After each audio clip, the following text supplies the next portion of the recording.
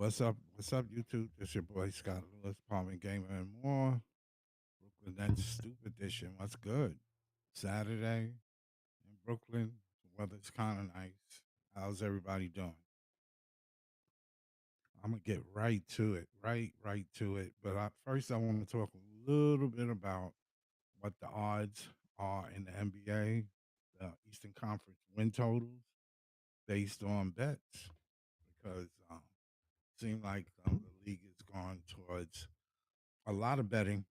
A lot of money must be in gambling. So, but yeah, so the NBA is involved in betting, so, and they talking about the predictions.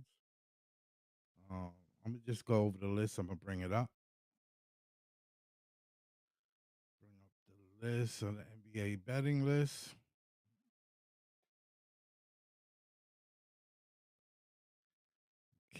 Okay, bring this up. All right. So when you look at it, um, the Eastern Conference. Let's start with the Atlanta Hawks. Atlanta Hawks are 46.5. Added one big ticket, big gets in free agency. Nick Alexander Walker and landed Luke Kennard for shooting. They drafted Asa Noel with Jalen Johnson back. Looks like a team that could make a real push in the Eastern Conference as they see it. So I said that I believe Atlanta did a really decent job in the draft, considering what they done. So they built their team up pretty nice.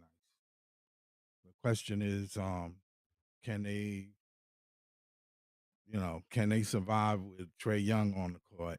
Because defensively he's going to be a liability, but they put great players around him. So, um, especially some defensive specialists. So it should work for them. Okay, let's move on. 1 second. 1 second. Let me bring up some more stuff.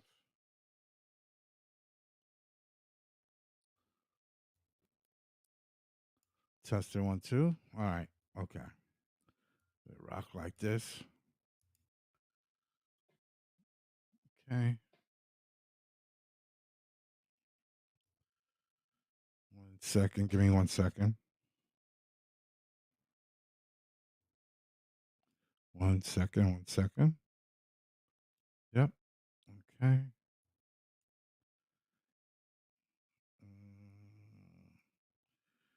Yep. Mm.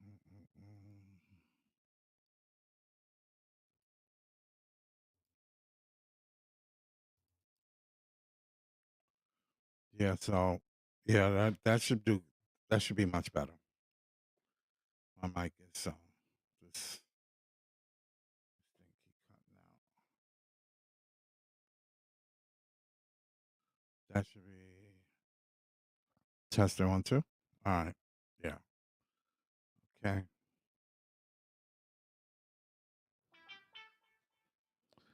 All right. Let's go to the next team. Next team is Boston Celtics. They should have Boston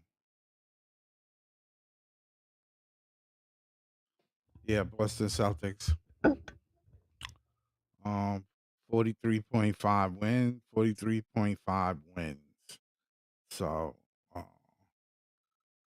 the Great Boston Teardown happened this summer as the Celtics choose to trade Holiday and Porzingis for cap space and second round picks, along with Neon. They also added Anthony Simons, but reports suggest that they may look to move him again. Still, the Celtics have Derek White, Jalen Brown, and the remaining bunch core that won the title in 2024. So So I predict it will be less than 43.5 wins. I think it might be a little less. So we'll see. They'll still make the playoffs. They should make the last, I say around the fourth, fifth round in the playoffs. It's good for them.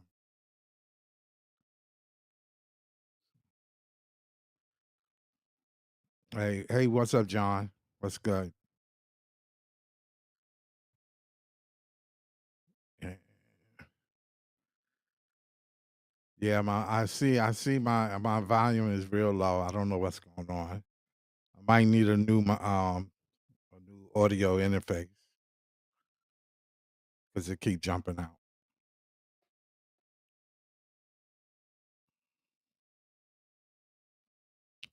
Yeah,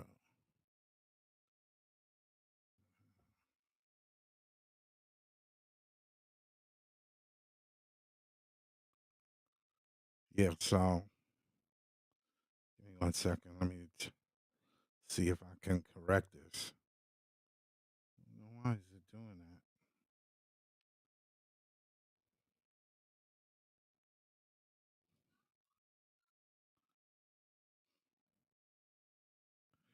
Testing 1 2 1 2. Yeah, that's much better. That should be better. All right, we're going to continue on.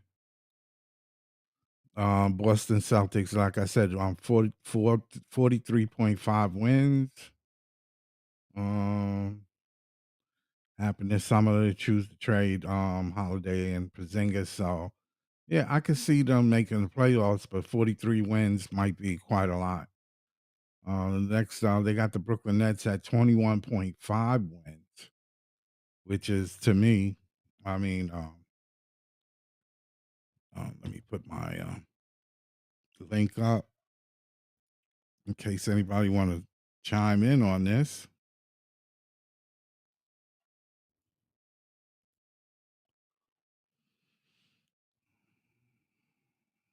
Yeah, so yeah, this should be like when you look at the Brooklyn Nets 21.5 wins,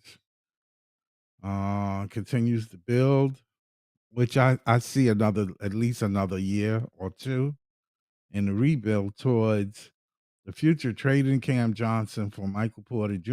and drafting 4 rookies, including Igor Demen. They'll be patient as they develop their talent going forward and eyes on big free agency class next summer and beyond. So I can easily see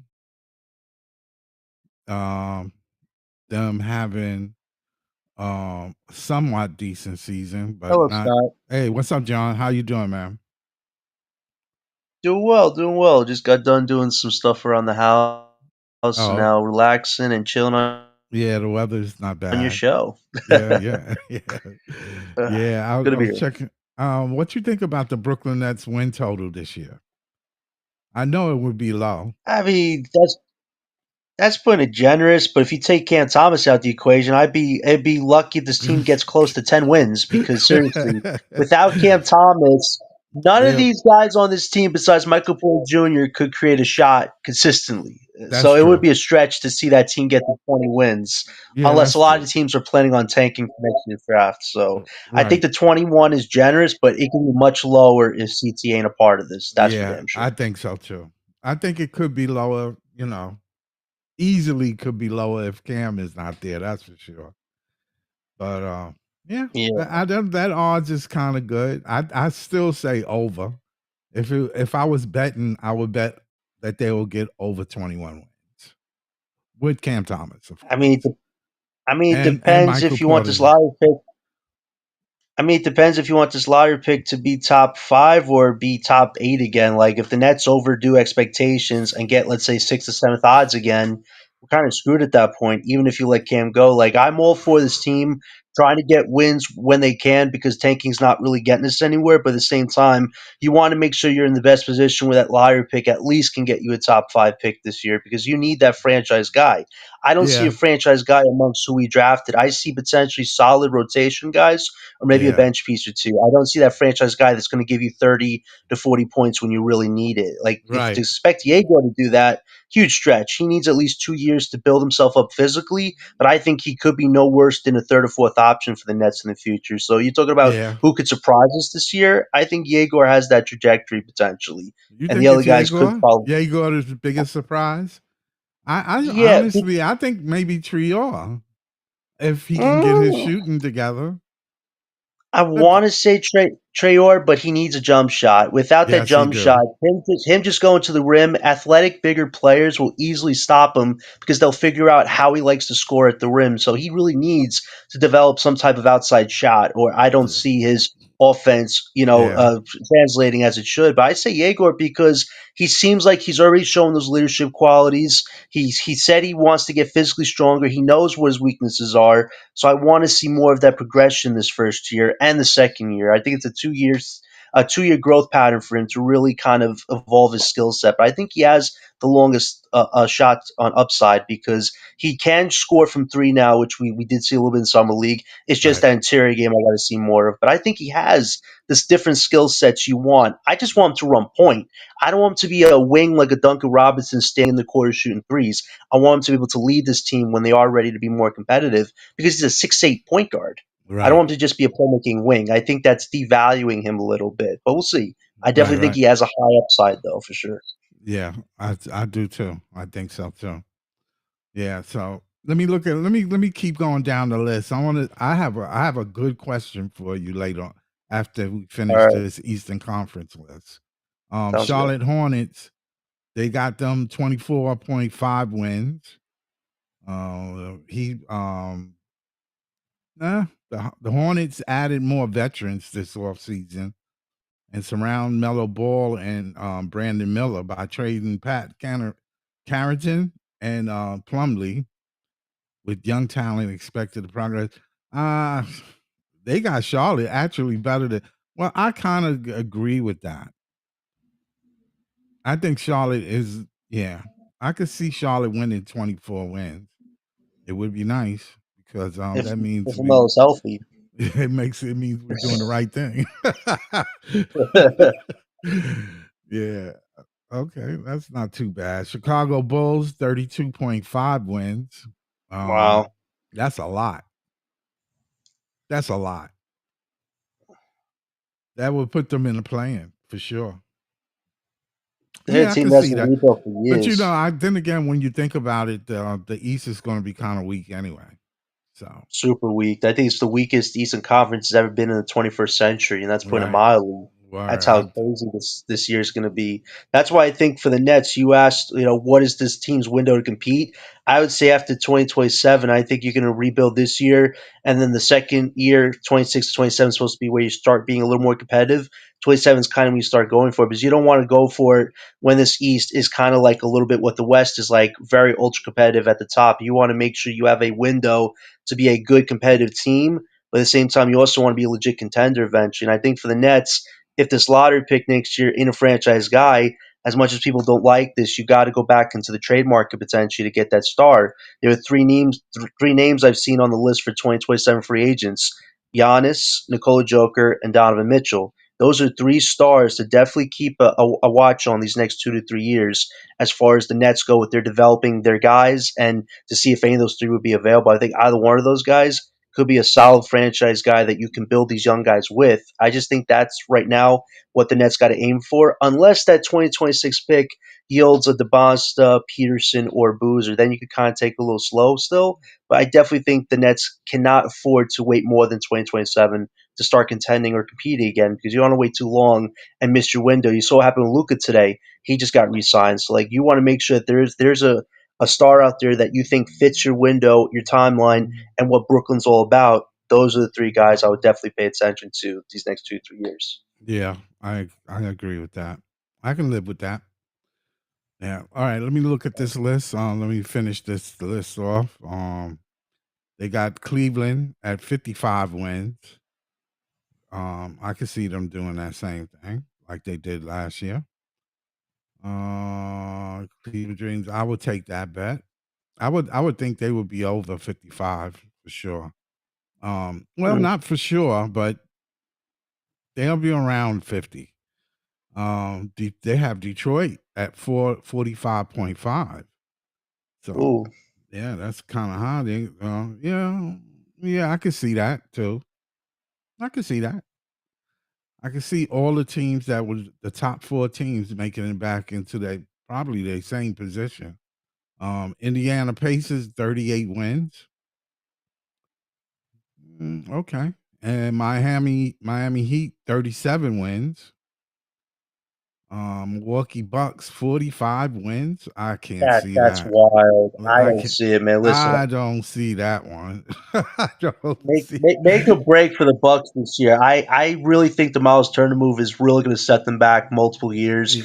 and they don't have a second star next to Giannis. This is just Giannis carrying dead weight again and hoping that his calf can hold up for a full season. I think if they're a sub 500 team when you're play in by next year's deadline, don't be surprised if Giannis pulls the plug because he wants a team that's legit. He's not going to stay on a team that isn't ready to compete for a title because he's done a lot of carrying. So I definitely think the Giannis storyline is far from over right now, for sure. Yeah, me too. I think that shit is far from over. I can see Mhm. him leaving Milwaukee next year.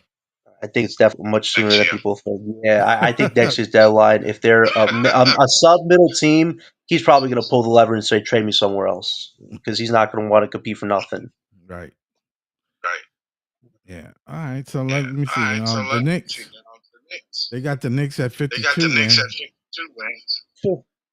No excuses for the Knicks this year. After that mid-cal 150 million, yeah, he left 6 million off a deal after a horrible, horrible first year with the Knicks, and people are applauding that. Like, come on, the Knicks, that Giannis talk, goodbye. That talk for any stars, goodbye. You are stuck now with a Brunson, OG, Towns, mid-cal Hart combination. If that don't win this year in one of the easiest Eastern Conferences ever, they have nobody to be mad at but themselves. I really think that mid-cal deal is going to bite them in the butt.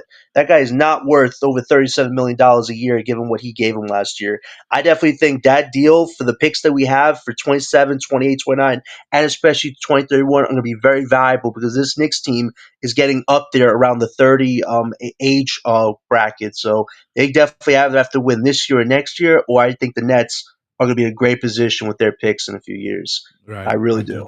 do. Yeah. All right. They got Orlando at 51 wins. Mm. Dark Wow. horse team to That's, look out for sure. yeah, they definitely. Philadelphia at 43. Ooh, I don't know what their season's going to be like, man. I think Embiid is done with Philly. Given the article that came out, I think he wants to be anywhere but there right now. And who knows if his leg is going to hold up at all. I definitely think for Philly, if they are a sub 500 team by next year's deadline, they could potentially break that whole damn thing up because you cannot be competitive or contending for a title with two guys making over $50 million not being available. So yeah, they're definitely a team to look out for as far as health goes. Yeah, they got to stay healthy. Toronto Raptors 35. That's a stretch. They're a very young team right now. I don't Yeah, know about that they one. and the Wizards at 20. Hmm. I think that's fair. I think the Wizards are going to be a little more competitive as they have vets this year, and they also have Trey Johnson, who's an absolute bucket guy. I definitely could see the Wizards getting around 15 to 20 wins, or maybe 23 wins potentially if their Actually, young guys I really could see start them playing. having more wins than us. I wouldn't be upset about that. We're guaranteed at least a top five pick if that's the case. It's not a horrible loss there. Yeah, we see. Uh, We'll see. We'll see. I just want these players to get developed, so that's the main thing. right. So as long as they get developed, everything will be good. Okay. All right. So let me move forward here. Oh yeah, what was Um. your question? You had a question for me. Oh yeah. Do you think, looking at this list, that the Nets can actually have 20 wins this year? I wouldn't rule anything out with this team because nobody expected Joy to lead that team to over 20 wins at all last year. Right. So I would never say never, but we are a much younger team now. Michael Porter Jr. is our oldest guy, and some execs were saying he could be a scoring champion this year. You have to remember he was the third option. Now having to be a temporary first or second is going to be an adjustment period. So I definitely think for the Nets, offense is going to be tough to come by, especially if Cam Thomas is or isn't a part of this. Like maybe if you have Michael Porter and Thomas, you could score around 80 to 85 points a night or 90 if they're really both scoring well. But without Thomas and just Michael Porter Jr., I'll be hard to see this team get more than 80 points a night. There's really going to be a huge struggle on the offensive side. And defensively, this team is not as strong as it was last year because you have a lot of new young talent. So I definitely think for this team this year, expect a lot of hard losses, a lot of tough losses, but maybe expect a few hard earned wins here or there. But it's going to be hard to come by unless the other team is purposely resting their best players. And for this young Nets team, everybody's battling for a role. I call this team the BKY Hunger Games squad. Everybody's fighting for a role. So it's really going to be interesting to see who actually develops chemistry and who's fighting for themselves. It'll be interesting to see what type of chemistry gets built. But yeah, I definitely think it's going to be hard to see the Nets get 20 wins unless they face a lot of teams that are dealing with injuries or resting or tanking per se. But I think for the Nets, you don't want to get over 20 wins this year and ruin the chance of getting a top five pick. If the Nets have the worst record this year, we guarantee no less than a top five pick next year, which I think for the Nets, given what happened this year, is not horrible. But the Nets definitely got to get in that top four somehow if they're in that worst record bracket. The Nets need a franchise guy really badly, and if Cam Thomas isn't even a third option for them, the Nets aren't going to go anywhere without a number one guy. You can't just have guys that are playmakers that run like Miss Daisy on the court. You need that alpha type guy that's going to bring everybody together, be a focal point, but still represent the philosophy that Jordy wants to bring to this team. Right, right, right, Right, right. right, right, right. Ice. Yo, Yo. Yeah, what's What's up, happening? Ike? Yeah, what's up, man? ain't nothing. Ain't nothing. You got an Oh, You got echo an on echo here. on here. yeah, I think I Yeah, I have think it I though. have it though. Let me I'm gonna mute my I'm gonna mic. mute on my. Yep, Yep. John. John. Where's mine? Yeah, Yeah. All right, let me just refresh real quick. Okay. Okay. I think I have an I echo think I too. have an. yeah. It's going. I see John's. Yeah, it's probably you, Scott. I see John's moving too. Say it again. Say something, Scott. Yeah, what's up? No, that Nah, was it's John. John. Yeah, that was Yeah, John. John. Okay. Poor John. He always have problems getting on my show. Yeah, he with an echo. John. I don't know what John be using. He always got an echo. So yeah, so I was just looking at the list. You saw the list? Yeah, I Of seen the M- list. yeah. I, What you think, man? What you think? I don't know. I still whatever number they put us at, I think we go over every time. Right. Young, doesn't matter. Jordy do something to these players, man. You know what I Yeah. mean? I know they said we had Dennis, but even still, I still think like they don't realize a lot of games were still won with G League players. You know what I'm saying? Yeah, We won a lot of there was games. literally four of them on the court at one time. Right. So that just tells me no matter what, you're gonna win some type of games, you know what I mean? It may not be a lot, but you're gonna win games regardless if he's coaching. So Yeah. I think whatever, even if it's 2 games over, I still think we go over 21. Right. Okay. I can see that. I can see that. A lot of people, and I was listening to a lot of other commentary saying, talking about the Nets need to focus on losing to get draft picks. Now, I agree. You can't be a 500 team and think that you're going to get a top five pick. But we watched this twice. I'm just curious. Are we going to have to watch this the third time? Yeah, I Because think we're gonna I don't think, be. I mean, yeah, you do have to have a somewhat losing record. That I agree. You can't be like 55 and 10 or whatever, 60 and 10 and think that you're going to get a first round pick. But you don't have to be too bad. You could just be, you know, a rebuild team, which is like 20 to 30 wins. Yeah, but you're really tempting fate there, I just like we know. did last year. Like I know. it's a hard balance because I think the problem is Sean and Joe decide don't know how to control the organization. They want it to be a friendly family environment, but you need roles. You need to know who's at the top, who's at the middle, and I think they gave Jordy a lot of autonomy. Didn't expect him to be this good with his players, and he managed to turn egg salad into chicken salad last year, like literally with winning games that they didn't expect to win, like against Houston, the Kings, the Warriors, the Suns. We were beating some teams early on that nobody expected us to beat. Now for this year, a lot of young guys, like I talked about. Some of these young guys can be in the G League. We don't have a lot of vets other than Michael Porter Jr., Terrence Mann. I guess Claxton's a vet now, somewhat.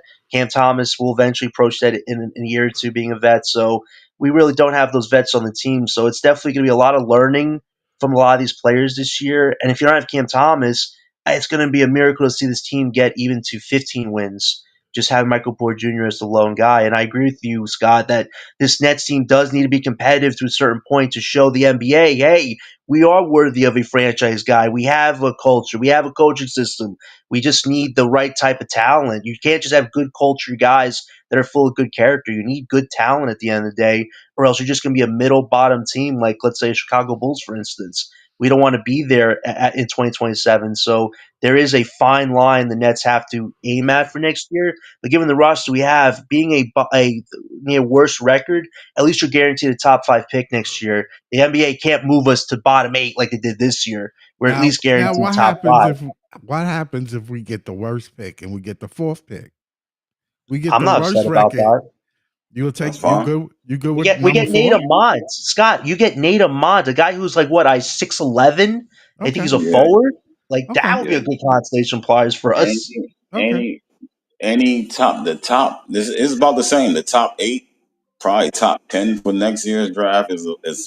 If you won't get a franchise guy, but if you still get a really Decent good player. player who can possibly be, you know what I'm saying? Even Right, with right. top eight, the top 10, you can get a guy that's possible as a franchise guy in next year's draft. Like it don't fall off.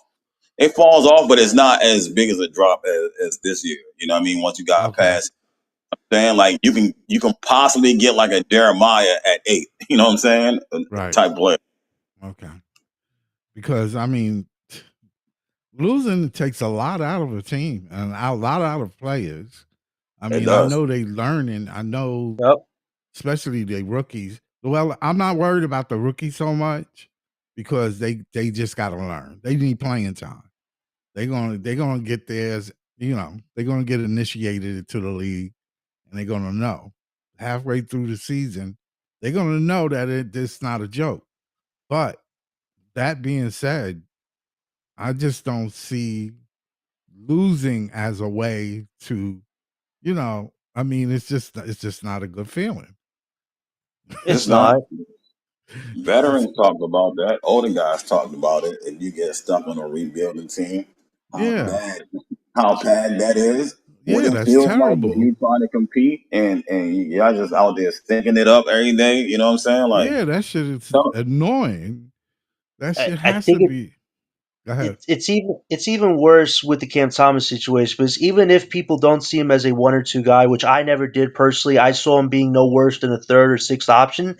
Having him this year on the team with these young guys would be a great growth year for Cam Thomas because he has to show he doesn't have to show anything anymore. He can just aim for All Star votes at this point because he has to show he's more than just a scorer. That he can get a young team together that's going to struggle a lot. The problem is the organization is basically saying they don't even value Cam Thomas to that extent. So without Cam Right. Thomas, this year becomes even worse for the team because you're expecting these young guys to show you growth in a very, very tough first year. So without Cam, Scott, it's definitely going to be Yeah, hard to watch a lot of these games because I don't think the I team know. can score more than 80 points without Cam Thomas. So I really hope that this month Cam and the front office will come together, maybe agree to a deal around 16 to 18 mil for 2 years. I think a 16, $18 million salary for Cam Thomas is not bad for 2 years. I don't I think Cam think so wants to take too. anything below 14 million at this point because at the end of the day, he is the best scorer. He has a little bit of bargaining power. It's not a lot, but At the end of the day, I think this front office, though, needs to take care of their players like they so claim to do. And no problem taking care of the Joe Harris, DeAndre Jordans, Cam Johnson, Nick Claxtons of the world. Yeah, You got to at least meet Cam in the middle. I don't think Cam's worth the 30 mil, but he could be worth around 16, 18 mil for 2 years at the very worst. And at least having Cam on the team this year makes a tough season somewhat digestible and see if he can truly grow being healthy for a full year. yeah, Without that's Cam true. Thomas this year, it's going to be hard to find a lot of positives other than hoping these young guys can make do with the minutes they're given. That Right. to me is like one of the potential negatives. And if Cam Thomas is on this team for this year, gets himself an All-Star vote, these young guys show you some growth, and we're lined up to get a top 5 pick. That to me is the best win you could hope for this season if you're the Yeah, Brooklyn Nets. But I don't know if yeah, this front office has an understanding of where they're going with this team because we're y- so imbalanced if you look at the whole roster. yeah. Definitely 18 million was what I was thinking. Yeah. 18. What you think, guys? 18? 18 seems like the price. Josh got offered 20. He got the Kaminga all. got offered 20. I Right. think I think by now they should be moving up.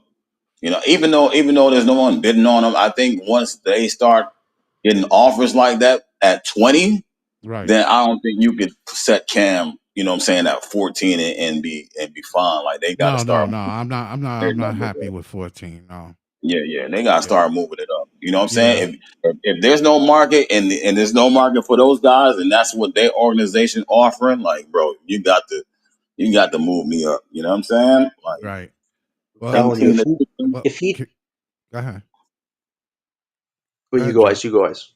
No, no. No, I I'm was saying getting ready to 18, say 18 to that. 20, 18 to 20 is straight. 18 to 20 is fine. You Right. know what I'm Right. saying? Yeah. This is a great place for Cam to show his skills. If they don't want him, then he can move on. So he's in a position where he can show what he can do. So I agree with you, Scott. But the worst case scenario is if he takes a 6 million qualifier, because that basically shows he's done with the team. He's getting right. unrestricted free agency. He has a no trade clause. So if the Nets even want to trade him this year, that's his only power with qualifying offer. I don't have to go anywhere. I could screw you guys over, walk for nothing, and actually go on a team where I'm actually making either a minimum salary contract on a championship team, or if there's a team with cap space, they'll give me a role. So I feel like this organization really got to start watching their P's and Q's here because if Cam takes a $6 million qualifying offer, you really botched this epically. Because what do the Nets organization win here? Okay, you isolated Cam Thomas. You basically agree with the NBA that his value is garbage. But at the end of the day, other teams, if they had cap space, they probably would try to sign Cam for 18 to 20 mil because they do need a six man or a third option, which Cam could be. So if this organization really does alienate Cam to the point where, let's say it's mid-August or early September, he takes a $6 million qualifying offer, huge loss for the organization, for the base, and for everybody because nobody wins in that whole argument. Cam essentially walks for nothing, and if you trade him, you're trading a guy for making 6 mil for what? Second round picks? I don't think a team is going to give you a first for Cam Thomas making 6 mil. If he was making 18, 20 mil and the team really wanted him, maybe you get a protected pick. But if it's $6 million, you're not getting nothing significant back for Cam at next year's deadline. So I hope that a middle ground offer deal does get agreed to between Cam and Sean Marks. But if not, Sean Marks and Joe Desai deserve all the blame in the world because they alienated Cam Thomas to a point where he's like, I don't want to be on this team because I'm not being valued whatsoever. That is a Right. situation you really don't want Right. because Right. you could have got Cam at a middle tier number, but with a $6 million offer, that's on the organization for clearly saying they don't care about Cam or see a role with him. And we don't Right. even have set roles on this team right now. Well, let me ask Ice a question. Ice, how how long you think we should take on this rebuild? Mm, I think it's basically by next draft it's basically done. I think it's done this draft, but next draft is done. You know what I'm saying? And then you go from there in constructing. You know what I'm saying? The build of the team. Right now they just grabbing pieces. They grabbing pieces to try to make the team look a certain way. Yeah. And depending on what it looks like by next draft, like this year, Right. see what it looks like, and they draft whoever. Like John is saying, if you get a top five or whatever, you just add that piece, or they Right. might go out and trade for somebody. But after, I don't even think they'd do that. I think they'll wait like another year, maybe give these guys 2 years to start figuring things out, and then You know what I'm saying? Go from there. But as far as rebuilding, like I Yeah. think it's done because you can't get no younger than what you already are. You know what I mean? You can't get no younger than you already are. So Yeah, I they got think it's kids basically out there done. now, right? Yeah, right. Your oldest player is like 20, 28. Like, you know what I'm saying? Like you can't get no younger than that. Right, I right. think they just need, like John said, they just need that if they That draft, one that one yeah, that player. one guy and figure out the rest later on, then that's what they're gonna do. Seriously, and I'd be happy with getting Cam Boozer at 3. I think Boozer has the most versatility in next year's draft, just from the film I've seen of him. Like he can score offensively on different levels, defensively very versatile. Like he reminds me a bit of what Cooper Flag can do, but I really think his ceiling is high going to next year. And I look forward to watching some of his college games in Duke to really see if that does translate, because we definitely do need a guy at the 4. And Michael Porter Jr., I would move him to the 3 if I got Cam Boozer. I'd play Porter at the 3 and I would play Boozer at the 4 if it so happened like that. And then if Wolf actually does translate, I'd play him at the 5. So I think getting Boozer next year at 3 would be a great, great pickup for the Nets. And like I said, I think after that, the rebuild is done. Now it's be competitive, build winning habits, and hope that this all could come together. The only thing is, if you don't get that guy next year's draft, you have to go back into the trade market or free agency and try to get that guy. But based on what we saw the last 2 years, a lot of the Brooklyn base members don't want to do that because it hasn't worked 2 times already. But I think that's the problem with this front office. They've never really valued developing players for a good period of time. They always want to get that star or that established talent. But the thing is, they can't keep the established talent because they all want to win in one shot.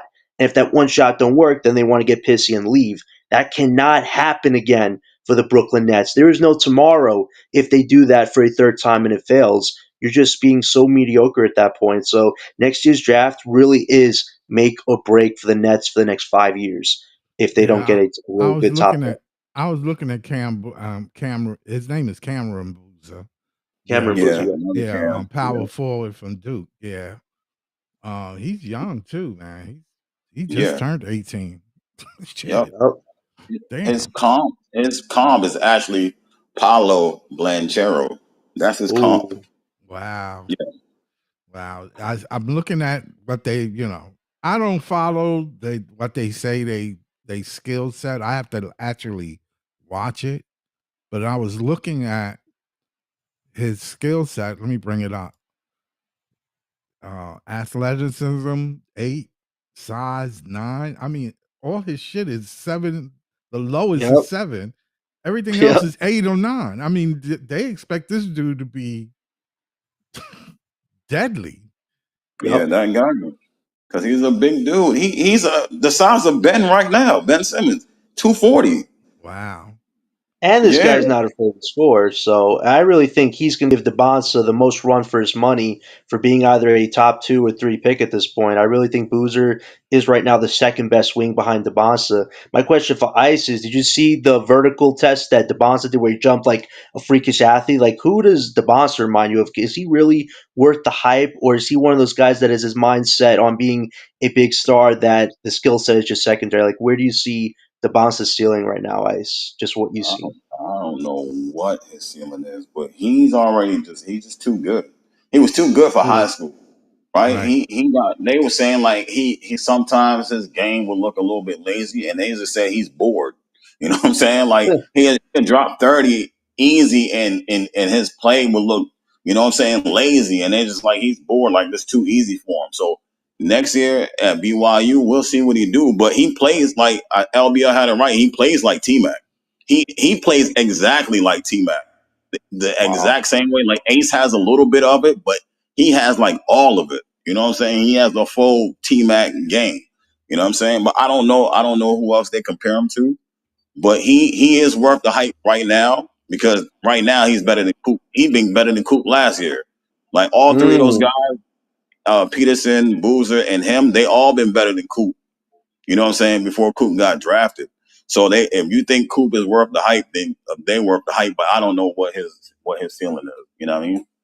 I saw Kevin Garnett talking with him recently, and I think he sees a little Garnett in himself too, which is a pretty interesting another comp too. But I definitely think the T Mac one is very warranted. Like this guy has freakish athletic ability, a great bucket scorer. Like this guy has all the tools possible. I really think if you're in that lottery next year and you're not number one getting Demasa, you probably already lost a bit of that draft. I think Boozer and Pearson could be very great in their own right, but really, if you're hoping to get that really franchise altering guy, you definitely hope to be number one. But if Adam Silver screws the draft next year and gives it to a team that's good, like Boston, oh man, there's gonna be a lot of broken hearts for teams in the lottery because they really need a franchise guy like that. And if you go to a team that's already established, damn, are they getting gifted a reward there in Dabasa? But a question, Derek Peterson, this guy, I'll be honest with you, I think if you look at the best pure bucket scorer in next year's draft, Darren Peterson checks all those boxes. My question is, can he defensively evolve his game to be in the league? Because the league is basically saying right now they're trying to move away from ISO scoring bucket guys, kind of like the situation Cam Thomason. Do you think Darren Peterson has way a lot more to his game than just being an elite bucket scorer? Yeah, he passes. He in some games he damn near had a triple double. I call Mm, him I call him the modern Penny Hardaway. That's who he looks like. wow. Yeah, that's what he looks like to me. He's just not a bucket getter. He can pass. He can get you just fucking 7 to 10 assists, and he can rebound. So I don't know about his defense too much. I haven't watched. You haven't seen and sit down and watch his game to see his defense. But offensively, he can do everything: rebound, pass, explosiveness. You know what I'm saying? He can do everything, bro. He's not just a bucket getter. I definitely agree. I think all three of those guys, if you're in that top three next year, Scott, you're feeling Yeah. like a winner somewhat because you're getting a franchise guy. So if the Nets, if they are either the worst team or second or third or worst, you are crossing your fingers and hoping you're in at least that top three next year. And if we are, I think as a Brooklyn base member, definitely something to celebrate, but nothing to be complacent about because that guy is really going to add a lot to your team's future. And we do need a number one guy. Sean Marks cannot tell me that good character young men are going to be a combined one star. That's not how basketball works. You need that number one guy, and you need a two or three, no worse. You can't just have guys that are good at passing the ball and do nothing else. You need that one focal point, which we don't have right now. I'm looking at the Boston and his skill set is off the chart. Yep. He's a 6'9", 210 small forward. They both small forwards when you look at it, but they numbers are off the chart. The potential is 10. Is NBA ready. Both of them are 8 and 9. I mean, athletic, size, defense a 9, strength a 8. I mean, come on, man. These guys, Yeah. I think this was the draft. The Bastard looks like a grown man, Scott. If you see the Bastard, that Yeah, guy I does not watched look the like he tape was in on high them. school or college. I watched the tape. These guys are big, man. They Yeah, playing nah, against kids, though. yeah, and dang, what I was about to say. Um, all the guys that was like damn near the top 10, they're all like six. There's a few guys that are not 6'10", 6'9", but Right. most of them are 6'9". You know what I'm saying? Wow. All wings. In next year, at least I'll say out of the top 10, there's at least 7 guys that's 6'9". Wow. At Wow. least. That is crazy. That is crazy numbers, man. These Yeah, them guys Yeah. are dudes are huge. You know what I'm saying? these They tall, they big, bro. But yeah, For Cam Boozer to be like 11th grade and be Ben Simmons size, bro, that's crazy. that's crazy. Yeah, To be 2 for 2. 240 and already six Yeah, nine, 6'10", come He's on, yeah, got man. he's got all the physical attributes. Like he looks like Aaron Gordon meets Cooper Flag meets T Mac. Like like there's so right. many different comparisons. Yeah, it's crazy. When And I they seen said, him play, I'm like, bro, who's this big ass grown man on the court? I'm yeah, I like, bro, seen why them is too. he It bigger didn't than look everybody fair. else? That's why I didn't say too much. I was like, damn, this shit ain't fair. This dude is too big. You sure he's only 17 years old? Right, like, dude is a whole man. You know what I'm saying? Grown man, and giving everybody work. And I heard Pa say he has won on every level he played, high school, the AAUs, the Nike camps. He's won everything. You know what I'm saying? He ain't no Yeah. losing guy. He wins.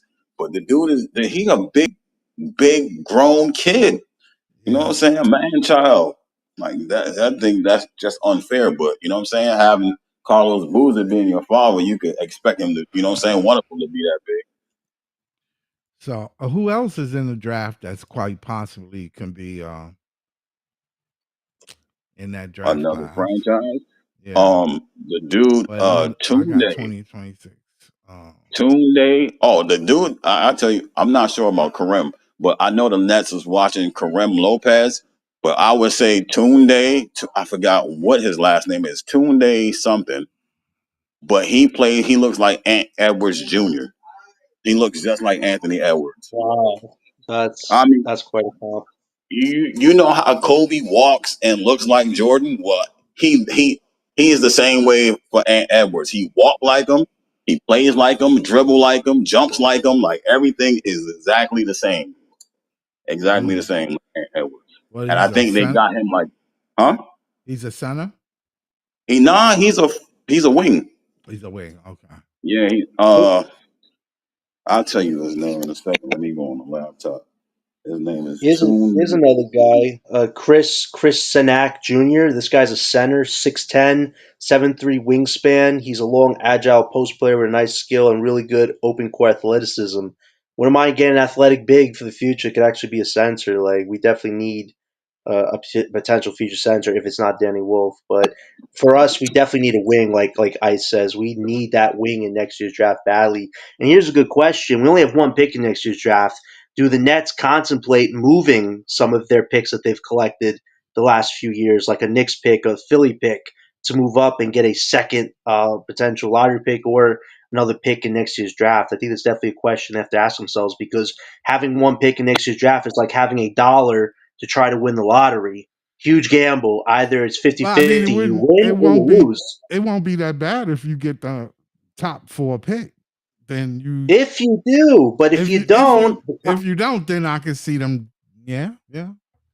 they have to. If you get like the top 5 pick, you definitely got to try to get at least a second pick in that draft because that's a lot of pressure to ask a guy that's not in the top 3 or 4 to be that guy. And I know I just said Kareem Lopez. I know he's one of those international guys they definitely got their eyes on. He's But a 6'8", yeah, 215 wing, but he definitely isn't like on the level that the Bonuses and Boozers are. It would kind of be like a B- type wing you're hoping translates into a cornerstone piece, which is a lot to Yeah, ask. yeah, he is like a B minus. He does similar things to Cam Boozer. He's just not as big. They play similar, Right. got similar play style. But yeah, Chris is one, Kareem is one, and Tunde Yesafou. That's his Yessoufou. He's that's six his five, last Oh name. 215. Yeah, that's his last name, Yesafou. And I guarantee when you watch him, all you're gonna see is Ant Edwards. that's That's all you can wild. see. I mean, to the point where you can say he is Ant Edwards. You know what I'm saying? Like that. That's how it looks. And he's ranked 7th on Tankathon. Okay, I'm trying to find him. Let me see. Okay, let me Yeah. look. Tounde. Spell it. Spell his last name again. Yessso. Y. That's it. Yeah. U. Ufou. Yes, a fool. Okay. Oh, okay. I got him. Yeah, you Whoa. Ant Edwards. Dude, it's here. And Edwards all over again, right? Yeah, hell I got yeah. That's a high compliment for sure, man. And the last No, name's the that best, is. Yesofu. I mean, it's just see how they can pronounce that one right. Oh, okay. Yeah, Oh man. This is him here. Yeah. yeah. Then he had a clip 19. that was going viral. They kept saying, "Why is Ant Edwards playing?" And then they said his name, and you had to look and double take at the clip, like, "Yo, that's not Let's even take a Ant look. Edwards." Let's take a look. Oh, I think this is I just clicked on the first thing. Okay. He do remind me of Ant Edwards though.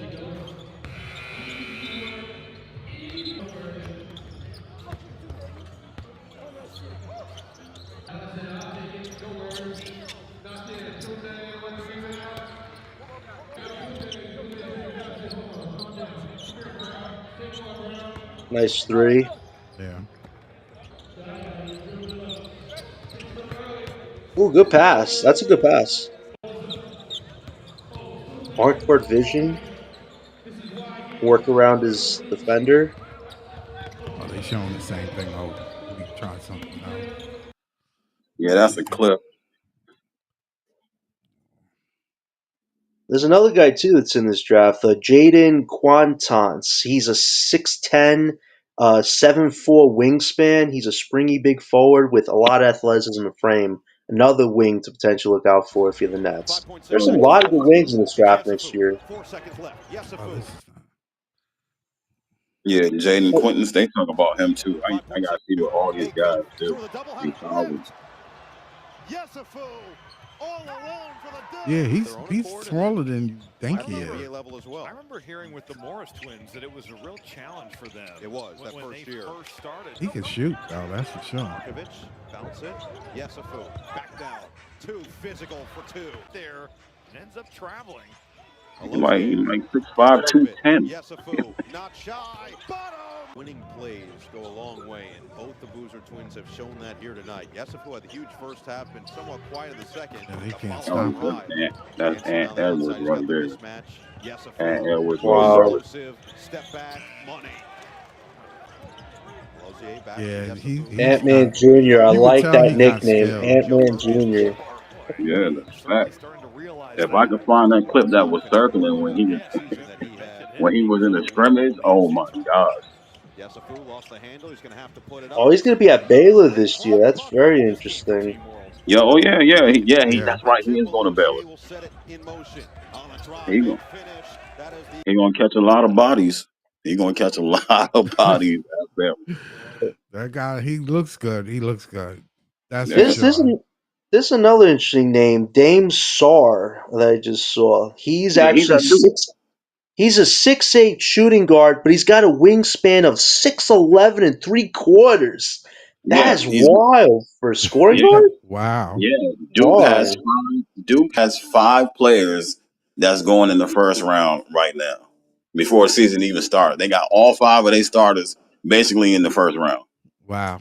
Both the Boozer brothers, Dame Sar, who's the my boy that was in the draft last year. I can't think of his name. Um, damn, Slim. What's his? I gotta go look at Tankathon.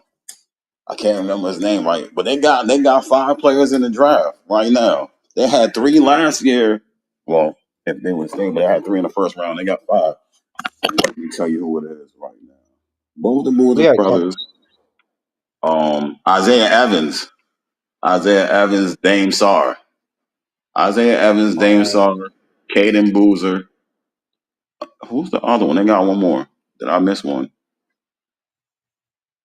There's a center, Patrick Nungangba. He's a center for Duke, 6'10". Not sure what his wingspan is, but he's also at Duke too. Yeah. Caden, Isaiah, Dame. Was it 4? Maybe it's 4 in the first round. I thought it was 5. Duke, Kentucky. Oh, right there, the center. They got a small. Oh no, he's a Nicholas. I don't even know how to say his last name. 6'8", 215, freshman, small forward, power forward. They got 5 in the first round. He's ranked 18 on Tankathon. You're talking about Duke, right? Yeah, dude, Nicholas Kahema, whatever his name Yeah, is. yeah. I see him. 6'8", Yeah, freshman, yeah. They got 215. 5 in the first round. They got 5 players in the first round. That's crazy. This is wild. There's literally 5 players in this top 5 on mock draft that are all over 6'5", near 6'9" feet tall. Man, that's crazy. Yeah, Come that's what I said. on, man. A lot of wings in this draft. We got to be in that top 5 next year, Scott. Like, I understand. I don't want to just lose to lose, but man, we got to not only get a top 5 pick next year. Sean Marks better be ready to trade up in this draft to get a second pick. No, This is a good draft. Look at this. Look at this. Look at it this way. Maybe he's thinking, of trading Cam Thomas. For another pick in 2026, that's a That stretch, my guy. I don't know if Cam Thomas could get us a top 10, lottery pick, something like that. if he Maybe comes out on top fire, 20, yes. maybe top 20, but I don't think you get anything close to 15 or 10. Maybe top 20. You don't know that. I mean, it depends what team would be desperate though to give up a pick in 2026. There's not a lot of teams right now they're contending. So if They're it's going to get that the hot, 2026 if that pick is that, if that first round next year is that fire, how you think he's going to move? pick. I mean, could he You got dangle to give Cam up. Thomas? You got to damn near give up more than what they project you're going to get. Right. I mean, we do have players we can move at next year's draft on this team with And Cam picks. and Cam Thomas Too. is the only scorer worthy right now that we know on this Yeah, team. I don't know. I don't necessarily think they're gonna trade up. If they ain't make no moves this time, I don't know what moves they're gonna make next year. You know what I Yeah, mean? but I, If they don't get a top five, they probably gonna stay in the same spot they in. That would be horrible. Like if we get the fifth pick, I'd be excited getting one of these guys, but I would love to get at least a second draft pick because we have 2 seconds, but that's nothing. You want to at least get somewhere around the 15th bracket in next year's draft. Shamos cannot play a safe, stupid game again. You got to actually start building winning moves. Getting a top 5 pick next year, huge win. But looking at this draft board right now, there's like over 5, 6 guys over 6'10". I like to have at least two of these guys in our lineup in 2026. Come on. Like, you have all those picks. You have over 31 picks, and you're that cowardly to want to get a second guy potentially? Come but on. look at it This this way. organization better start being ballsy next year in next year's draft. Like, this draft's Well, looking really good. I don't know. I just don't know. I don't know. I would be happy with a top 10 pick in this draft more than I did this past draft. Yeah. That's what I'm Yeah. saying. That's how I see it. And I think the Nets will get a top 10 pick. Yeah. Yeah, I think they get a top 10 pick. I So think I they mean, won't be good enough. They won't be good enough to, you know what I'm saying, to win that many games. But they right. gonna win some games. And if They I gonna win think some games. and if I'm thinking what I am thinking, which I'm not really trying to say, but I want to say is that they have a shot at somebody else that will change the whole face of the team. That's not in the top 5? That no, that's in the NBA right now. Oh, they probably won't Giannis. do that. You They don't think won't so? do it. You don't think No, they'll team go for too Giannis? young. Team too young now. Not None of yet. these guys can support. Yeah, none of these guys could Not support unless, Giannis yeah, that's true. That is right true. I, I, now. I You know what I I mean? did mention Giannis, Joker, and Mitchell, but I'll mention a fourth guy depending on what their team does. I would say Ant Man. Look out for him because now financially you're committed to him. You're committed to Randall, Rudy Gobert, and Nas Reed. That team is, I think, the second most expensive team in the West. Yes, they've gotten to Western Conference Finals here or there, but you got to eventually get over the hump because this Western Conference is not getting any easier. And if the Timberwolves do have a backstep next year than the following, I think Ant Man might beg the question: is it in my best interest, coming near my prime, to be on a team that's just going to be there but never get over the hump? Ant Man in Brooklyn, come on, that right there writes itself, man. And if you could get one of these top picks of 2026 to join Ant Man, the Nets are right where they should be in a weak conference, fighting to be a Eastern Conference champion. Like, look at Ant Man being on the move the next 2 to 3 years. If that team is not a championship contender by then, that That would be would a difference maker for Brooklyn. Hugely. that's uh I wish. I wish. That's the best way to say That's a it. wish. I mean, Ant Man sounds like he's content where he at. Is he Or though?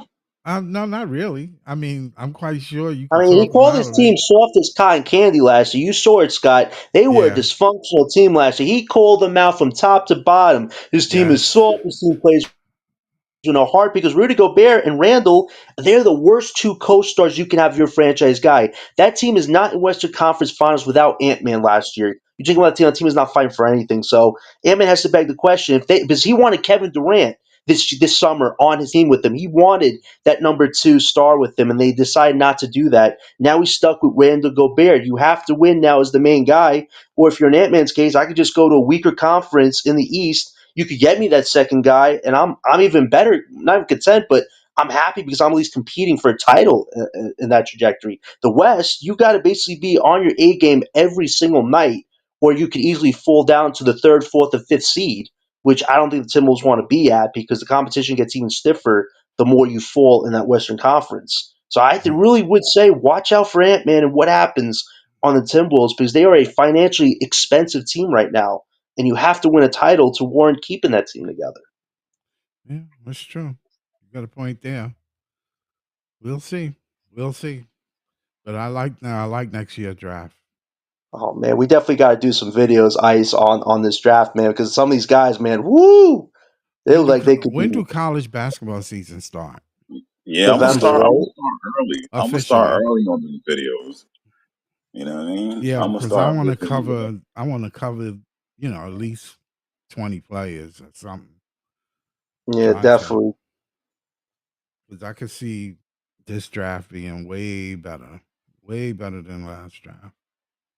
There's like over like 8 guys that are over 6'9". This is going to be a special, special draft. Heck, there's this 7-footer named Tomislav Ivizic.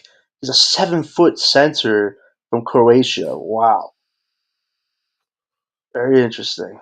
I would have thought that Sean would have picked up a center from overseas. I can't believe he didn't get an actual center in this draft. Listen, I like Danny Wolf, but you had Maxime Reynard Yeah. on the board for 3 out of 4 picks. You had Yeah, Rasheed and I Fleming loved right him. there. Yeah, and I Like I loved don't him too. understand. Like you see how lucky the Suns got, Scott. The Suns were on an island alone, financially decimated, and they somehow got Maluak and Rasheed Fleming because the Nets didn't want them. Like I'm still gobsmacked about that. That Sean Marks is so afraid to get an actual And center. Rashard Fleming looking good. Telling you, That motherfucker looked tough. Rashard Fleming is playing really good ball. we're gonna play the Suns in China in the preseason schedule. We're supposed to play them twice, I believe. That'll be interesting to see. No. Wait, what? Oh no. Go ahead.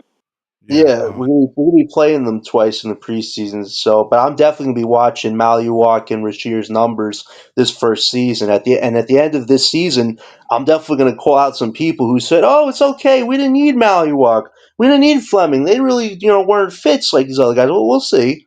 Because like I want to see some of these guys that we didn't get. But you look That's at the right. Kings, though, Scott. They got Yeah. lucky. They got a few people that I said we should have got. They got Reynard and they got the other guy, Nick Clifford, who Right. some people were saying had one of the best summer league performances so far, which I know is not a lot to make out of, but the Kings got lucky with some of those guys that we should have got. Like some of these teams definitely got lucky with guys that we should have got. I really think for this scouting department, you have one pick next year. You better hit one of the biggest grand slams you've ever hit in your life because if you guys are disagreeing and committing, you guys are gonna get fired. Like you guys got to like agree on who is the absolute best where we have to select. But I definitely know these scouts are going to be looking at all these players this year for sure. The good thing is all these top guys, they're not in EuroLeague, they're in America, so have fun. Right. Right. You're right Yeah, about that. The Nets' sure. first preseason game is against Toronto, I That's the believe. last game. That's the Oh, last game. The first game is against the Israeli basketball oh, team. that's right. Which That's is right. That's interesting. right. I don't Yeah. even consider that a preseason. No. I don't even. Whoa. But then again, they might lose to them. Who knows? That would come on, Scott. That would just be. Oh man, if they lose to the reactions on Twitter are going to be insane. This is the best you guys could come up with, you 50 scouts. They can't even beat the Israeli team that's dead last in EuroLeague. Like, come on, man, that would be crazy. You know the Right. reactions would be crazy, Yeah, Scott. it's a Jerusalem team at the Barclays Center. That's 2 days from now. That's not. No. That's October. No, I'm that's sorry. October. Yeah. That's 30 days from now. Yeah. Okay. Damn, I want the season to start right away. You say that now, and then after 10 games, you're like, oh, sheesh, I and wish it then was already and then April. the I'm, first I still be wanting to watch, man. You know what I'm yeah saying? I'm yeah I'm looking for other things. I'm not looking for the wins. You know what I mean? yeah I'm looking Right, at right. players. That's the reason why I'm excited because I know I want to see who's who. And it's exciting to see that. It's exciting to see young players develop too, right in front of your eyes. Halfway through the season, you can see them see who's who. Like you can be like, this guy's picking it up, and you could tell. It's just the little things. So Right. No, I agree with you. I just think the Ben Seraph move, it still makes no sense to me. I looked at what he did. He's got a really ugly jump shot. He really doesn't have a 3-point shot. He doesn't have versatile scoring. Like, he feels very stiff when he tries to score. He has some fancy footwork, but I just look at Ben Seraph and I'm like, that's not a core piece that I could ever put in a starting rotation. At worst, he's my third string backup point guard, which to me, if that's what happens, it's such a waste of that pick. You could have got a wing, you could have got another big, and you get a third point guard when we already have Yegor Demon. But if they're telling me, oh, Yegor is going to be our three, and we're going to make Trayor the one, and Ben Straff's going to be the backup one, I'm like, no, no, why no, no, would no, you no. draft in the Come first on. round a backup? Yeah, That I don't understand that. And if you're making Yegor your lottery pick a wing when he's not physically strong and his game isn't on a level of certain wings, I don't understand what the goal is here. I understand versatility positionless basketball, but Yegor drafted was supposed to be my actual point guard. I really like Nolan Trier's game. I think he could be our sixth man. I really do. I think he gives you timely buckets. He's got the speed factor. He can play make. But I don't see Nolan Trayor as a starting point guard when we're ready to compete. And I definitely don't see Ben Saraft as my backup guard when we're ready to compete. I think Yegor should be my lead guard and Nolan should be my sixth man. I don't understand why we did the Ben Saraft move. I just don't think his game is going to translate like some people or this front office hopes it's going to translate. you know who's Uh, playing really good too? Carter from the Carter Jazz. Bryant, Yep, oh, he looked defensively, good. man, guy is a beast. Come on. He is overachieving right in front of your eyes. The Good thing trade for was him. just that he was short. Oh, he's not too short because he plays big. So there's a He's lot of teams that's going to enjoy their first round pick. yeah. I hope we do. We hope. I hope for Yegor. I think Yegor is going to get as much playing time as possible this year. But he I think looked he's going to good. have. He looked okay. He looked If he okay. gets the 3-point shot, if he can show he can make that three regular season, I will make an argument for him to be in the All Star 3-point contest because I really think his 3-point shot is good. He did make some clutch threes in one of those summer league games. I just want to see the interior offense. He gave me one dunk. I want to see some jump shots. I want to see him, break down a defender against him. If he could get stronger this year, maybe towards February, March, he adds some muscle on. I want to see that interior game. I just don't want to see my lottery pick knocking down threes being a wing. I want to see the point guard version of Yegor Demon. I know they say he's not a point guard, but he's a 6'8" guy, man. You cannot just make him a wing that shoots threes. You got to let him be a wing and a point guard if you want him to be. But I want him to be my point guard at the end of the day. I just think his game could be that good when he hits You that full you level. think he can develop a point guard as a point guard in the NBA? I think he's got the potential, but I know they want to make him a wing guard or something like that. But Yeah, at the end of the day, you want Yegor to drive your offensive pace. I don't think it can be Nolan because Nolan doesn't create his own shots. He can make some plays here or there, but he doesn't have the height frame or the eventual physicality that Yegor will have. I just think this organization, you cannot just make Yegor a wing. You got to let him eventually be that lead guard, or else what was the point of drafting him if he's just to be a wing that shoots threes? Like that yeah, just feels like a waste of my lottery pick at that point. That would be the worst case scenario for yeah, Yegor's future. But the good thing is Yegor is very receptive, showing good leadership skills, and I just want to see him grow a lot this year as far as development goes. But I definitely think Nolan Chayor is a wild card. I really don't know what his full ceiling is, but I definitely see a 6-man role for him if he right. can't crack the starter unit. Well, I have a No, question. I have a yeah, question for everybody. What team you think will surprise us this year? You go first, Ice. the team. Yeah, what team you think gonna have a great year? Oh, team. Yeah, That's uh, surprising. yeah. You could pick it in the East, the West, anything, I but say somebody who's going to make a move up. Toronto. Toronto. Ooh, Oh, I'll oh, pick Toronto right now. I say you haven't seen that team complete yet, right. right? They haven't played together yet. So I think once they play together and figure something out, they're gonna be much better than last year. So I'll just say them, Toronto. Oh, okay. Yeah, I can see Toronto having an improvement, being a better team than last year. right. Yeah, I can For see that. me, I would say the Magic, man. They are a real dark horse. You got that score you need in Yeah, Desmond Bain. Their starting unit right now, Jalen Suggs, Desmond, Paulo, Franz, Wendell. That to me is one of the best starting fives in the Eastern Conference right now. You have a great front court. Now you have two guys that can both score, and Suggs can play defense. Desmond's not a horrible defender, but he's definitely a great scorer. So they definitely have the starting unit. Their bench is what's going to be very interesting. I know Ice. We talked about the Claxton thing. If they make that move for Claxton, you have a starter and a backup that could both be lob threats. So I think the Magic are definitely going to make moves as long as they're healthy this year. Health yeah. was a huge reason why they didn't make that big breakthrough last year, but now hopefully they can be healthy this year and really take the East by storm. I definitely think the Magic have one of the best starting units in the league. Is just what will that bench translate into is what's really going to either bring them together or keep them in the middle. But I really think they have a chance to be in that top five conversation this year. And I definitely think teams like Cavs and Knicks do not want to face the Magic in that first round because they are defensively going to bring it to you. And now they have that offensive balance with Desmond, and you also have Franz and Paulo. That's going to be very interesting to watch. I think Atlanta will be the surprise. I think. I I think. don't. I I don't know think. about Atlanta. You don't know about Atlanta? I think they're going to be a surprise team this year. They have wings. They have a guard. They have a young team, and they play good defense. Right, but who's the face of that team? The Trey Young extension conversations. It seems like the Hawks are not willing to do it. I know they said we're committed to Trey, we're all in, but from what I'm just looking at, I think they're going to see how this year goes.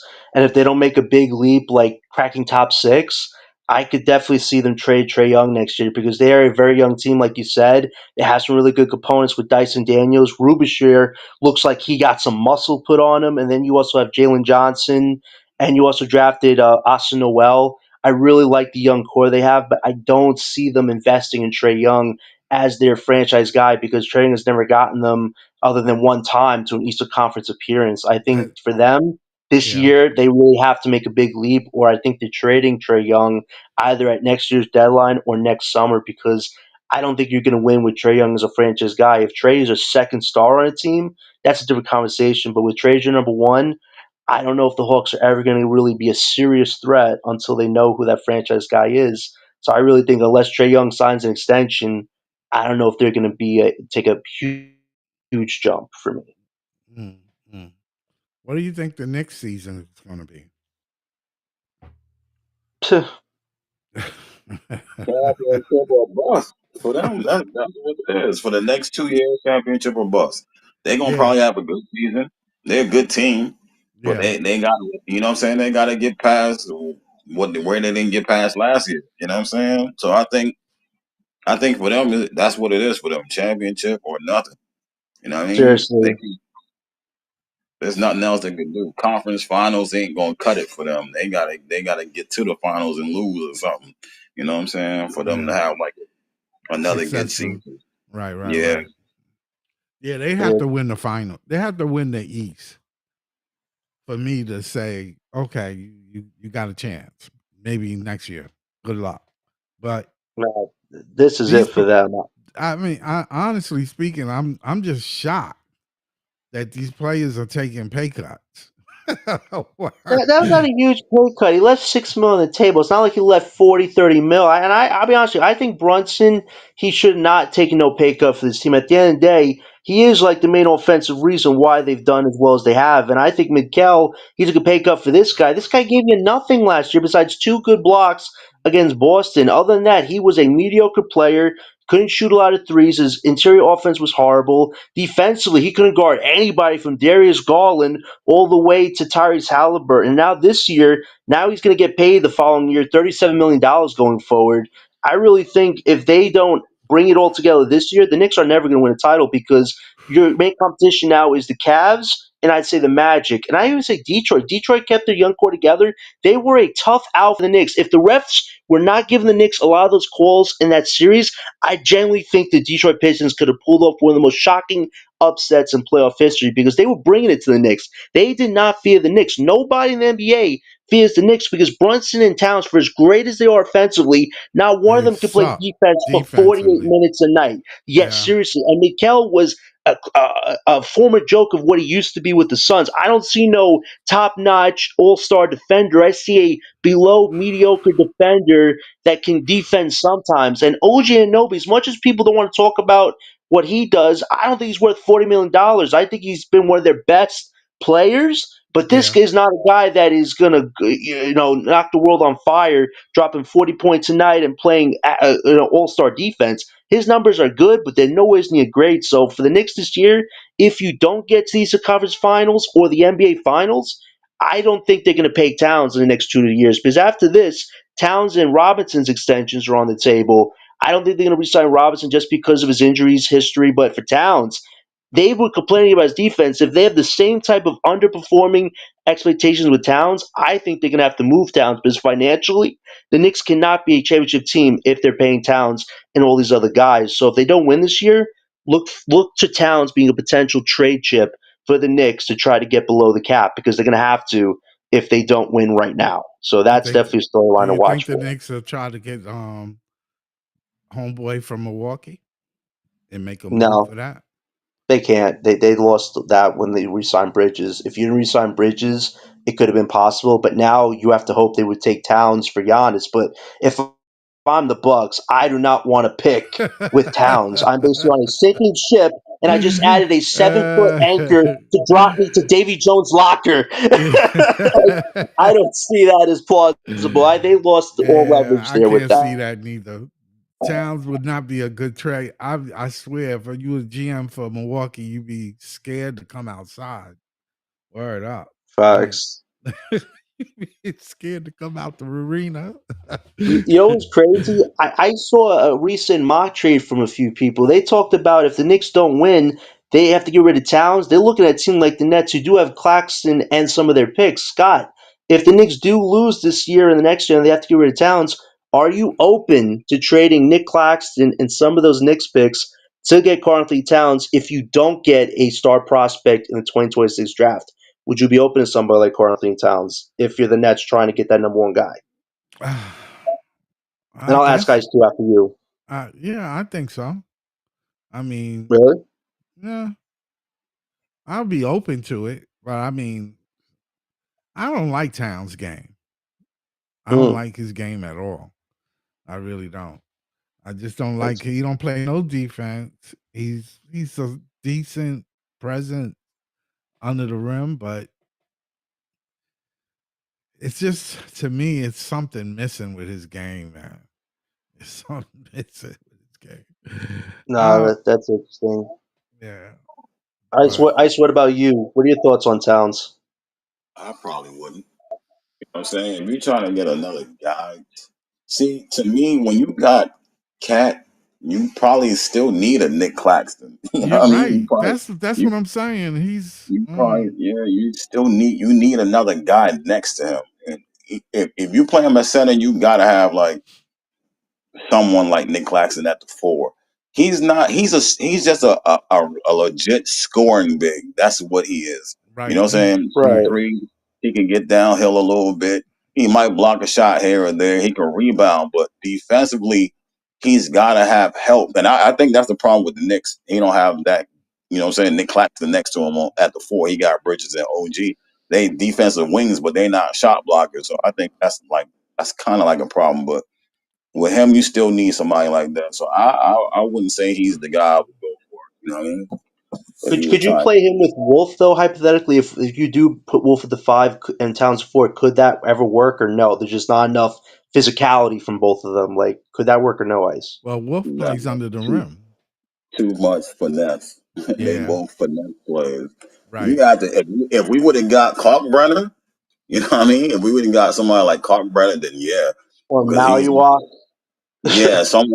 someone like that. Yeah. someone within that range of those two, then you could put Towns next to one of those guys. So you know, when someone a little bit more physical and a more protect the rim, that's what you need next to Towns. You know what I mean? No, Yeah. I agree with you.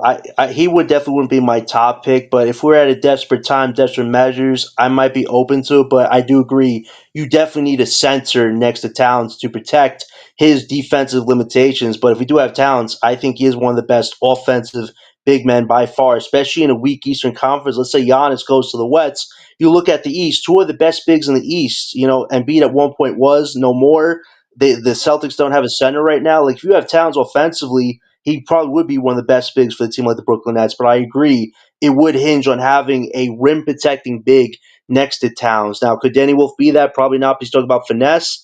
But if the Nets ever do get a center and Wolf, let's say, moves to the four, something like that, or a backup, and you get Towns, it could work hypothetically. But I definitely agree. He wouldn't be my first, second, or third option, and especially with the money he's making. Like the Nets would really need to have a lot of defense around Towns' game. But it's definitely Yeah. Yeah. something to think about because if the Knicks don't win, I don't think they're paying Towns that extension, and he definitely would be on the trade block. That's for But there are not sure. a lot of teams that have the cap space to absorb his 50 mil. But it seemed like Brooklyn might. That's why I brought up the hypothetical. But I definitely Well, understand why well we the wouldn't do way that. the way the Knicks players are, they it sounds like everybody will take a pay cut. Everybody's Right. taking a cut. I They mean, got to hey, fight they you. want to They keep the gotta, team together. They're gonna yeah. force them. They're gonna give them that opportunity to take a pay cut. Yeah, that's why I say they do all that, and people taking pay cuts. They gotta win. You know what I mean? Like I'm over here taking a cut to try to win, but we lose. You know what I'm saying? I might lose. I just lost out on the money I left on the table, bro. Y'all, Yep. you know what I'm saying? And then you trade me next year. You're right. Wouldn't You that know be what I'm fucked saying? up? Wouldn't that be Yeah, messed up if they trade Bridges Bridges. Yeah, yeah. It and he would took a be pay because that's cut? crazy. He Took Well, a put pay his cut extension and doesn't kick in till the following year, so he's still right now making his normal, like his end of his former contract. So let's say hypothetically that the Knicks are a surprising middle tier team where they're near top 3 or 4, and like you said, if the Bucks are floundering, I'll be honest with you, I think a Giannis move could still happen because I think they can't trade him till February, which is like a few days before the deadline. So they actually could trade Bridges and some of these guys to get Giannis to form a trio with Towns and Brunson. But I'll be honest with you, if they do that, I feel super excited about our draft picks because I don't think a Giannis, Brunson, and Towns is not really going to do much against top Western Conference teams because Towns and they, Brunson are still defensive liabilities, and it's really going to be Giannis really playing a lot by himself, especially on defense. And what are you going to have to give up? You're going to give up Bridges. You're going to give up Mitchell Robinson. You're going to have to give up probably Josh Hart, Miles McBride, and a pick. Like you're going to have to give up a lot of depth to get Giannis. oh, And to be honest with you, you're gonna yeah, give if up they the do that, house. I don't think they're as strong as they're going to be unless Giannis, Brunson, and Towns are offensively killing it. So if they do make that move for Giannis at next year's deadline, that pick around 2031 we have, I don't think that Knicks team will be together by 2031 with Giannis, Brunson, and Towns, especially when they're all approaching their 30s. I think that would definitely put us in a better position with their picks if they make the move for Giannis. But I don't think the Knicks can make that move because they don't have a lot of depth that is. I know they made the moves for Jordan Clarkson and Yabusel. I still think they're going to have to play their starters a lot of minutes because I look at that Knicks bench and I'm like, there's nobody there that's going to play 25 to 30 minutes, giving you like 30-point performances other than what Brunson and Towns can give you. So I think the Knicks bench got better, but I don't think it got greater than what it was last year. I still think your starters are going to have to carry a huge amount of the workload, and even having Mike Brown as a coach, he's known for offense. He's not known for defense. My question, Ice, is considering that Jordy was kind of like the defensive version, are the Knicks going to be somewhat defensively better or worse having Mike Brown as that coach? What do you think? I have no clue whether they're gonna be better or worse, but I do know they starters put up good enough numbers that the bench doesn't have to do that much work offensively. Because I looked it up the other day, Bridges and OG, they both averaged 18. You know what I'm Right. saying? From the two wings, they as a third and fourth option, 18 and 18. That's great from your third and fourth option. And whatever, I forget what Cat averaged. He averaged a double double, and Brunson scoring like 30. So they don't need that much from the bench. And Jordan Clarkson is, you know what I'm saying? He is scoring punch off the bench. But other than him, I don't know where else they're gonna get scoring from other than Clarkson off the bench. That's the problem I have with that. You know what I'm saying? They needed him, but other than him, I don't. You know what I'm saying? I don't know where else they're gonna score from, but I don't know if they're gonna be better or stay the same defensively. You know what I mean? I have no clue. I agree. Uh, I don't think their depth is like spectacularly different than what it was. They added another scorer in Clarkson, but I really think it all hinges on that starting five again. And they got banged up. You know, Brunson tweaked his ankle a few times. Towns nearly like collapsed when he hurt his knee. Like these guys are definitely have to play a good amount of minutes, but it's gonna be up to Mike Brown to balance them out. But I definitely think the Knicks are gonna have to be healthy with that core five if they hope to have any chance of getting back there. And I still think the Cavs, much as people are saying that their bench got a little smaller because they're financially second apron team. You still have Right. Donovan Mitchell, you still have Garland, you still have Mobley now, and you have a top core four right there. And them against the Knicks, they're going to definitely give the Knicks, a great offensive, performance. But I really think it will come down to the benches. And I look at the Cavs and Knicks benches. I don't think either one of them are crazy different. It's really going to come down to those starters. So yeah, the Knicks got to be healthy if they hope to have a snowball chance in hell. But if they don't win the title this year, I feel very great about where we stand with their picks because we do have a pick of theirs in 2027. So it'll be very interesting to see if the Knicks actually do finally meet expectations. But if they don't, man, that Mikal extension is going to bite them in the ass. Oh yeah, that's gonna be interesting to watch. Well, Definitely. I'm gonna end the show, man. Fun show, guys. Always good. Thank you guys, all right. Iceman. Yep. Iceman, give me where people can see you at. They can find me at the Tip Off of Brooklyn Nets podcast on YouTube and on TikTok. You heard? All right, all right. John, where they can see you at? I've seen you on X all the time, though. Yeah, X different sports podcasts. You know how I am. I Yeah. always get around different avenues. But if you guys ever want to talk fun basketball, find me at everything Beacon as John, heavy on Twitter, promotes multiple Okay. All right. content stuff, what it's always supposed to be about. Now we still find multiple loads of content to talk about, and that's how you keep the Brooklyn base going strong. But yeah, find me at everything Beacon as John. Go to some fun convos. But thanks for having me on again, Scott and Ice. Always good talking fun basketball with you too as well, my guy. Yeah. Thanks. Thanks. All Thanks right. for coming on, guys. Like and subscribe. Thank you, everybody. Peace. Peace.